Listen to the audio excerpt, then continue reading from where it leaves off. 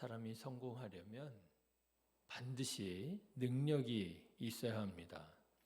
능력이 없이는 성공하기가 거의 불가능하겠지요. 그래서 사람이 성공하려면 능력을 갖추기 위해서 열심히 노력을 해야 하지요. 실력을 갈고 닦아야 하고요. 그리고 부지런히 일해야 되고요. 그리고 최선을 다해야 할 것입니다. 그래야 성공할 수 있는 거죠. 요즘 최선을 다하지 말라고 말하는 그런 멘토들이 있습니다. 이 무슨 말인가 들어보면 그런 말이에요. 최선을 다하다가 탈진하면 손해라는 거예요. 탈진하지 않을 정도로 적당히 해라. 뭐 이런 얘기고요. 최선을 다하고 미천이 떨어지면 어떻게 되는 거예요?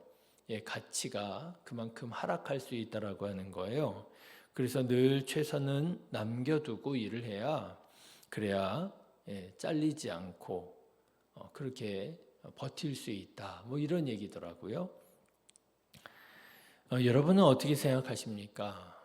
저는 이것이 나름의 어떤 사람들, 최선을 다하여 살아가는 사람들에게 나름의 위로가 되는 말이 될 수는 있을지는 몰라도 저는 좀 틀린 말이라 이렇게 생각을 합니다. 왜냐하면요, 최선을 다하지 않으면 그 최선이 최선으로 그대로 남아있지 않기 때문에 그렇더라고요. 여러분, 분명히 최선을 다했는데, 최선이었는데, 그게 분명히 최선이었는데, 최선을 다하지 않잖아요. 그러면 그 최선이라고 남겨둔 것이 녹이 쓸어버리더라고요. 최선이 되지 못하더라고요. 여러분, 최선이라고 하는 것은 어떤 것이냐 하면요, 최선을 다할 때 그 최선이 더 높아지고 향상이 되어서 최선이 될 수 있는 거죠. 나는 최선은 뒤에 남겨둘 거야 하고 차선으로 열심히 한다면 그 사람에게 있어서 차선이 최선이 되는, 말하자면 그 사람의 실력이 향상하지 못하고 발전하지 못하게 되더라고요. 그리고 무엇보다도 가장 좋지 않은 것은 최선을 다하지 않는 자세, 최선을 다하지 않는 태도를 갖게 된다라고 하는 문제가 있습니다. 늘 열심을 다하지 않지요. 대충 하고요. 적당히 하죠. 왜요? 최선은 남겨두겠다. 뭐 이런 거죠. 근데 여러분 생각해 보십시오. 이 얼마나 좋지 않은 자세입니까? 성공한 사람들을 보면 한결같이 최선을 다하는 사람이었음을 보게 됩니다. 최선을 다하는 마음, 최선을 다하는 태도, 뭐가 되는 거예요? 그 마음과 그 태도가 그의 실력이 되고 그의 능력이 되더라 하는 것이죠. 사랑하는 성도 여러분, 무엇을 하든지 최선을 다하는 자가 되시기를 주님의 이름으로 축원합니다. 신앙생활도 마찬가지인 것 같아요. 신앙생활은요, 차선이 아닙니다. 언제나 최선을 다하는 것이 신앙생활이에요. 전심으로 하는 거죠. 그럴 때 하나님께서 역사하시고 도우시는 거죠. 자기는 적당히 하면서 하나님의 도움을 구한다, 하나님의 복을 구한다, 그런 거는 아닌 것 같더라고요. 가끔 신앙생활도 적당히 하라는 사람들이 있습니다. 그렇죠. 한쪽 발은 세상에 담그고 다른 한쪽 발은 교회에 담그고 양다리를 걸치고 신앙생활 하라고 하는 거죠. 신앙생활에 너무 빠져들면 안 된다라고 뭐 이런 표현을 하기도 합니다. 그런데 여러분 그렇지 않습니다. 양다리를 걸치고 신앙생활 하는 것만큼 어려운 일이 없어요. 힘들 뿐만 아니라 하나님의 능력도 경험하기가 어렵습니다. 사랑하는 성도 여러분, 최선을 다하는 성도님들 되시기를 주님의 이름으로 축원합니다. 최선을 다하여서 하나님께서 내려주시는 은혜와 복으로 기쁨으로 감사로 신앙생활 하시기를 간절히 기도합니다. 그렇게 신앙생활을 했던 사람이 있어요. 그 사람은 바로 다윗이지요. 여러분 오늘 말씀을 보십시오. 다윗이 이스라엘의 사방의 적들을 쳐서 물리칩니다. 다윗은 먼저 서쪽에 있는 이스라엘의 숙적 블레셋을 정복하지요. 1절 말씀 보실까요? 그 후에 다윗이 블레셋 사람들을 쳐서 항복을 받고 블레셋 사람들의 손에서 가드와 그 동네를 빼앗았다. 그렇죠?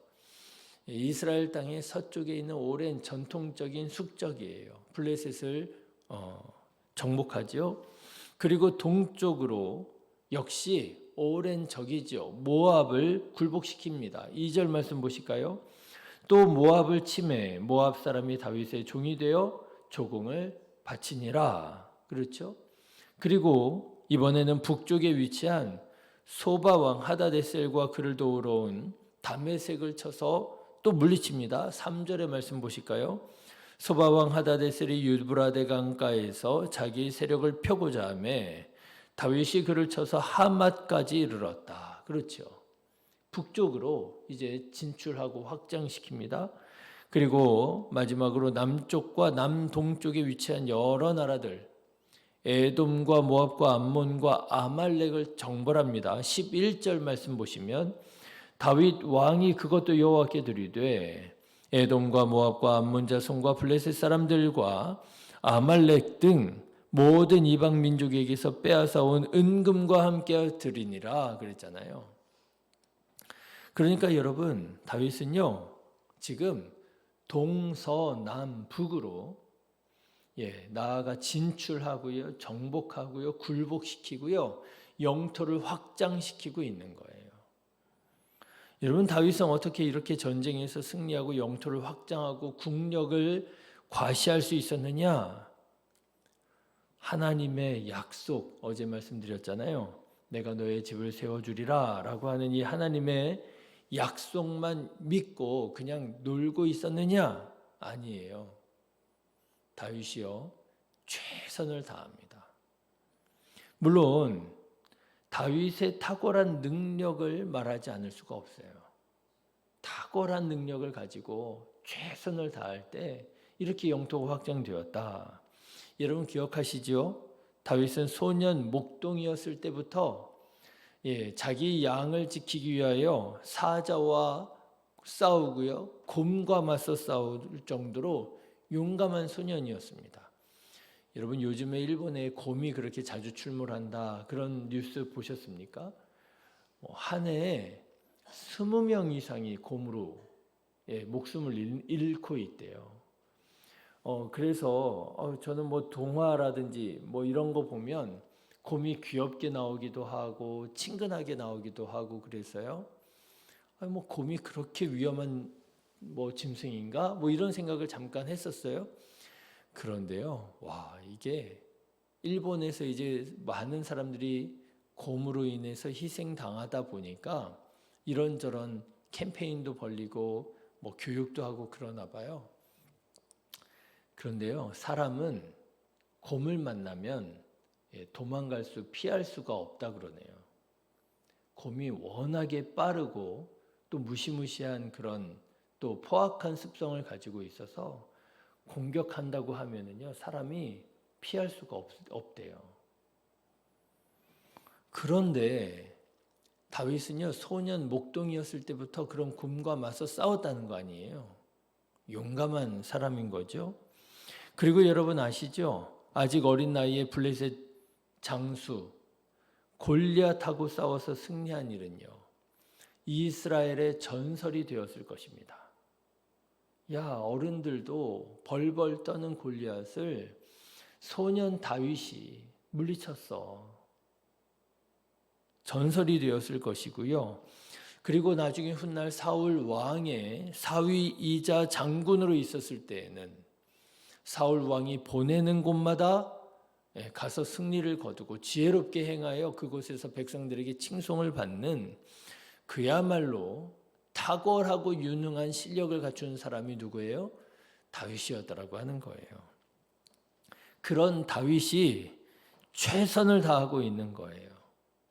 예, 북쪽으로, 동쪽으로, 서쪽으로, 남쪽으로.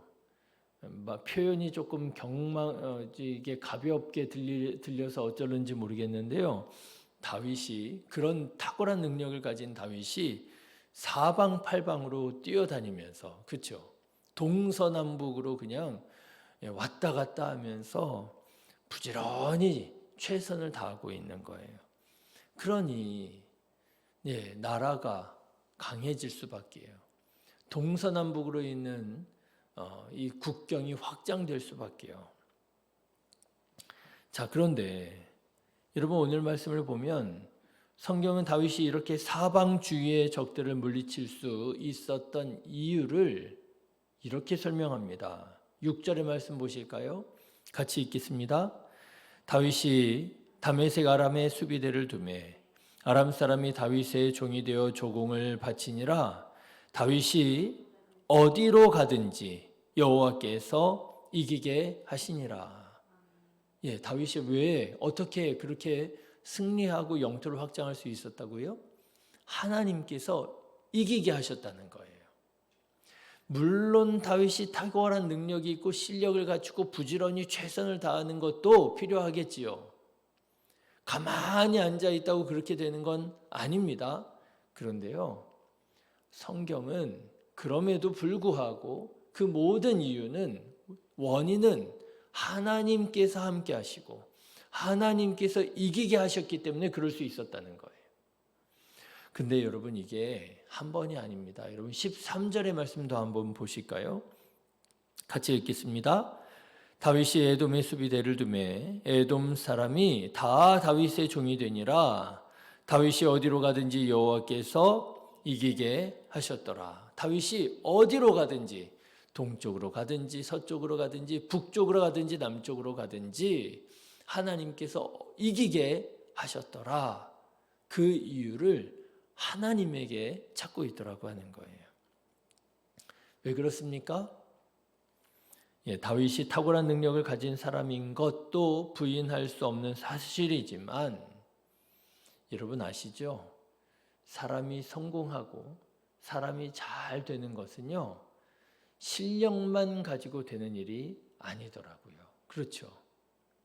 실력만 가지고 되지 않을 뿐만 아니라 자기 혼자만의 능력 가지고 되는 일이 아니더라고요. 성공한 사람들을 보면은요, 물론 실력도 중요하지만 옆에서 돕는 사람들이 있었음을 알게 되고요. 뿐만 아니라 때가 아주 절묘하게 잘 맞아 들어갔을 때 그때 성공할 수 있었다라고 하는 것도 알게 되더라고요. 여러분 제가 역사를 이렇게 읽다가 보면 참 역사가 아이러니하다 그렇게 느껴질 때가 많아요. 그런데 제가 참 잊지 않고 기억하는 아이러니한 역사의 순간들이 있습니다. 그게 뭐냐면 나폴레옹이 여러분 프랑스의 정복 군주잖아요. 나폴레옹이 온 유럽에서 막 위세가 아주 대단할 때 결국에는 러시아에서 전쟁에서 패하고 뭐 이렇게 이제 나중에는 이제 세인트 헬레나 섬으로 유배를 가고 뭐 이제 그런 역사가 있잖아요. 그런데 그 결정적인 나폴레옹이 결국에는 역사 속에 사라지게 되는 결정적인 전투가 워털루 전투라는 전투가 있습니다. 여기에서 나폴레옹이 져요. 그래가지고 이제 패권을 잃고 유배를 가고 귀향을 가게 되는 건데, 그런데 훗날 전쟁 역사가들이 연구를 합니다. 뭘 연구하느냐면요, 나폴레옹의 어떤 전략과 이 전술 배치도가 다 있으니까요. 그리고 나폴레옹과 맞서 싸웠던 장군의 이 전술 배치도를 두고 워게임을 벌여보는 거예요. 컴퓨터에다 넣고. 그러면 여러분 누가 이길까요? 나폴레옹이 졌으니까 나폴레옹이 지는 걸로 나올까요? 워털루 전투의 그 워게임이 아니래요. 나폴레옹이 이길 확률이 훨씬 높다라고 그러는 거예요. 그런데 왜 나폴레옹이 지게 되었느냐? 왜냐하면 나폴레옹이 아주 포병을 그렇게 잘 쓰는 포병 장교로 승진한 사람이거든요. 그런데 나폴레옹이 다 이길 수 있게끔 전술 배치도를 짜놨는데 포병이 제때 못 도착했대요. 왜냐? 그 며칠 전부터 비가 좀 왔었나 봐요. 그러니까 그 비 가운데 땅이요, 다 진창이 됐을 거 아니에요. 그래가지고요, 그 포병이 제때 도착해야 되는데 이동해 오는 중에 시간을 다 낭비해가지고요, 제때 도착을 못했답니다. 여러분, 그래서 역사가들이 하는 말이요, 나폴레옹이 적군한테 진 게 아니라 날씨에 졌다는 거예요. 날씨만 화창했더라면 이길 수 있었고요. 나폴레옹이 이겼더라면 유럽의 역사는 달라졌을 거라는 거예요. 아이러니하지 않습니까? 능력이 있고요. 탁월하고요. 누가 봐도 내가 이길 일이에요. 그런데요, 실력만 가지고 되어야 한대요? 안 되더라는 거예요. 그런데 여러분, 이런 일이요, 나폴레옹에게만 있었던 게 아니더라는 거예요. 2차 세계대전 당시에 아주 전환점을 찍은 아주 중요한 전투가 있었는데 그게 노르망디 상륙작전이라고, 영국 쪽에서 이제 연합군대가 프랑스의 노르망디에 이제 상륙을 하는 작전이 있었잖아요. 그것도 그렇다네요. 아주 아이러니한 일이 있었는데, 이제 독일의 히틀러가 얼마나 사실 나쁜 사람이기는 하지만 또 얼마나 피곤하고 힘들겠어요. 그래가지고 부관들한테 그렇게 얘기를 했답니다. 나 이제 들어가서 쉴 거니까 절대로 깨우지 말라고. 무슨 일이 있더라도 깨우지 말라고 그러고 자기 침실로 들어가서 잠을 잤대요. 그런데 그날 뭐가 있었다는 거예요? 노르망디 상륙작전이 시작됐다는 거예요. 그런데 이 히틀러가 사람을 믿지 못해가지고요, 이 독일 군대 가운데 가장 중요한 핵심적인 기갑사단, 탱크, 장갑차 있잖아요. 그 기갑사단은 자기 명령으로만 움직일 수 있게끔 해놨다는 거예요. 그런데 노르망디 상륙작전이 펼쳐지던 그때에 기갑사단이 적절하게만 움직였으면 연합군이 이길 수가 없었을 거랍니다.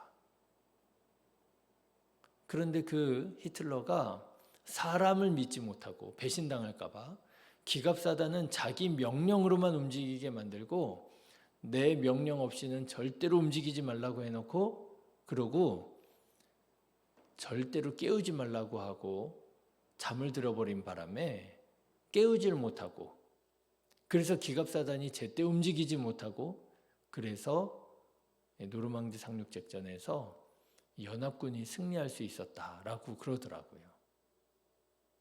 실력만 가지고 되느냐, 능력만 가지고 되느냐, 아니더라는 거예요. 말 한마디로 전세가 달라지고 전투에서 패하고 전쟁에서 지고 이기고 할 수 있더라고 하는 것이지요. 그래서 여러분, 우리는 알아야 됩니다. 물론 다윗이 탁월했고 다윗이 부지런해서 승리할 수 있었다, 이것도 필요합니다. 사실일 것입니다. 그러나 그게 전부가 아니라고 하는 거죠. 오히려 하나님께서 다윗을 가는 곳마다 이기게 하셔서 보이는 손으로 또 보이지 않는 손으로 도우셔서 다윗이 승리할 수 있었던 것이라는 거죠. 여러분, 제가 이 사실을 어떻게 깨닫게 되었느냐 하면요, 이집트 역사를 공부하다가 알게 됐어요. 여러분, 생각해 보십시오. 다윗이 아무리 탁월한 능력을 갖춘 사람이라 할지라도 여러분, 이집트를 이길 수 있었을까요? 없었을까요? 다윗이 아무리 탁월한 사람이고요, 아무리 뭐 유능한 사람이라 할지라도 이집트의 군대는 이길 수가 없었을 거예요. 그런데 어떻게 다윗이 이렇게 위세를 떨칠 수 있었느냐? 제가 이집트 역사를 공부하던 중에 다윗 시대의 이집트가 어떤 형편인가 알아봤거든요. 근데 다윗이 활동하던 그 시대의 이집트 상황은요, 제3 혼란기라고요. 이집트가 혼란한 가운데 빠지고 있었던 바로 그때였던 거예요. 그러니까 이집트가 혼란한 상황이니까 다윗이 그렇게 위세를 펼칠 수 있었던 거죠. 여러분, 만약에 이집트가 혼란한 상황이 아니었더라면 다윗이 아무리 날고 뛰고 뭐 한다 할지라도 이집트를 감당하지는 못했을 거예요. 여러분, 다윗이 잘해서, 다윗이 실력이 있고 유능해서 그렇게 가는 곳마다 이길 수 있었느냐? 맞기도 하지만 틀리기도 한 거예요. 하나님께서 이집트를 누르셔서 다윗이 그만큼 활동할 수 있었던 거지. 여러분, 이게 뭐냐? 하나님께서 다윗에게 약속하셨던 말씀, 내가 너의 집을 세우리라 라고 하는 말씀을 이루시는 하나님의 세계 경영이더라고 하는 거예요. 여러분, 하나님께서 도와주시기를 원하십니까? 하나님의 은혜가 내 삶에도 부어지기를 원하십니까? 나도 신앙적으로 성공하기 원하십니까? 그렇다면 먼저 적당히 신앙생활 하지 마시고요, 최선을 다하시기를 주님의 이름으로 축원합니다. 예수님도 보십시오. 예수님도요, 최선을 다하셨어요. 최선을 다하며 하나님의 은혜를 구할 때에 그때 하나님께서 은혜를 베풀어 주시고 도우시고 가는 곳마다 이기게 하시고 하나님의 역사가 더해졌던 것이지요.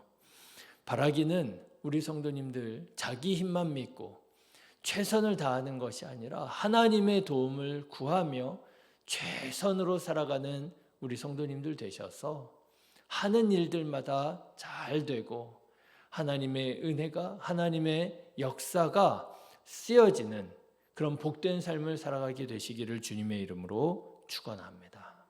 기도하겠습니다.